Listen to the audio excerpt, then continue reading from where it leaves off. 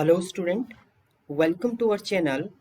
Today I explain you how to download and install Dev C++ and how to run first program in Dev C++. So Dev C++ is a IDE. IDE is a integrated development environment for running the program C and C++. So first you can go your browser and here you write Dev C++ download. So directly you can write Dev C++ download and you can check first URL. It can be showing as a, so click this link. So Dev C++ download. If you clicking it, then main window source ports main window is open. Here one button is showing as a download. So click this. If you clicking, after 5 seconds it can be auto downloaded. So my download is started. I click it, keep it taking some time. Okay, my download is completed. After download is completed, then you can go your download folder, go within this folder and you can install it. So you double click it or right click, then run as a administrator, or you double click it. So if I double click it, then it user account control it can be accessing. So you can click this yes button, then setup is loading, so taking some time for loading setup. And then it can be showing as a please select a language. So that time I selected as a English. By default is a English, so I click it OK. Then license it can be showing as a agreement license, so I agree. Then next operation you can perform, then at last you install it.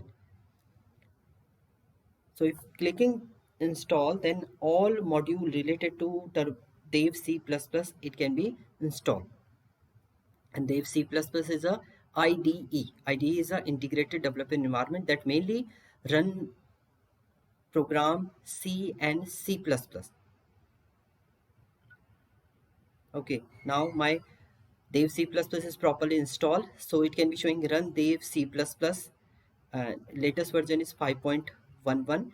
Now I finish it and it can be open Dev C++ app. Now click this next. It can be showing as a first configuration, so we will click it next, then console alt, so we can access next you can perform. Then it can be appear the window of Dev C++.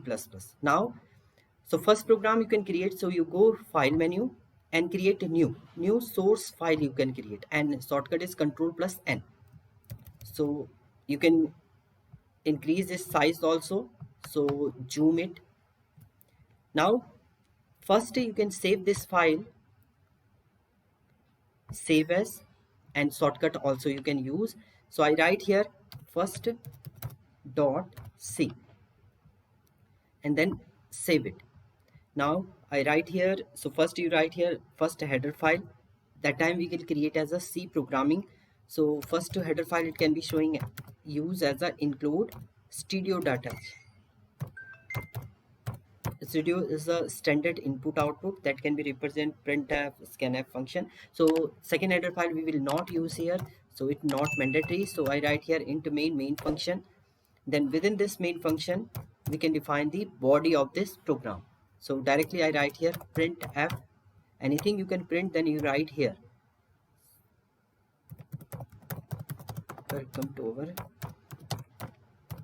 channel.